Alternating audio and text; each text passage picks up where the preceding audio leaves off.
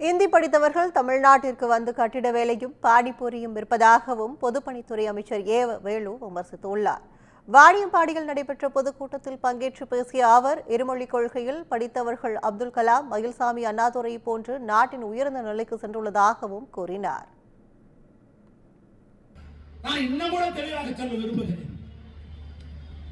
இந்திய தாய்மொழியாக படிக்கிற உத்தரப்பிரதேஷ், இந்தியை தாய்மையாக கொண்டிருக்கிற பீகார், இந்தியை தாய்மையாக கொண்டிருக்கிற டெல்லி, இந்தியை தாய்மையாக கொண்டிருக்கிற மத்திய பிரதேசம், அங்க படிக்கிற இந்தியெல்லாம் படித்தார்களே, அவ்வளவு விரிவடைந்து அப்படி அமெரிக்காவுக்கும் ஜெர்மனுக்கும் லண்டன்ல போய் வேலை பார்க்கிறார்களா? என் ஊர்ல இங்க வந்து பாருங்க, கொத்தனார் வேலை செய்து கொண்டிருக்கான் இந்தி படிச்சவெல்லாம், பேர்பூரி கடை நடத்தி கொண்டிருக்கிறான் இந்தி படிச்சுட்டு வந்து எங்க ஊர்ல. இந்த பசங்க விரும்பி சாப்பிடறாங்களே ஏதோ ஒரு புசு புசுன்னு முட்டை,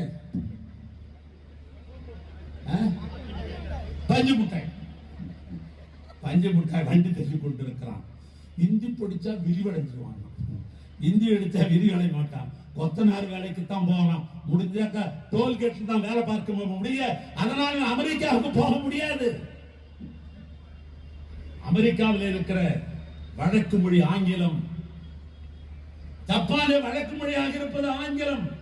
அதனால்தான் அண்ணா பெரிய அறிவாளியாக இருந்த காரணத்தினால் தான் சொன்னார், தொடர்பு மொழி ஆங்கிலம் கற்க வேண்டும், நம் தாய்மொழியை உயிரிலும் என்னால் தாய்மொழி மறக்கக்கூடாது, இருமொழி கொள்கை என்று. அது என்ன தேசிய கல்விக்குள்ள புதுசா வந்துச்சு.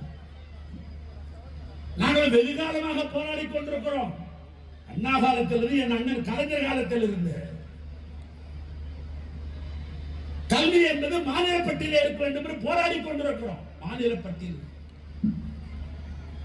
இப்ப ஒத்திசை பட்டியல் இருக்குது. அந்த ஒத்திசை பட்டியல்னா என்னன்னு கேட்டீங்கன்னா, ஒன்றிய அரசாங்கமும் மாநில அரசாங்கமும் இணைந்து சொல்றதுதான் ஒத்திசை பட்டியல்.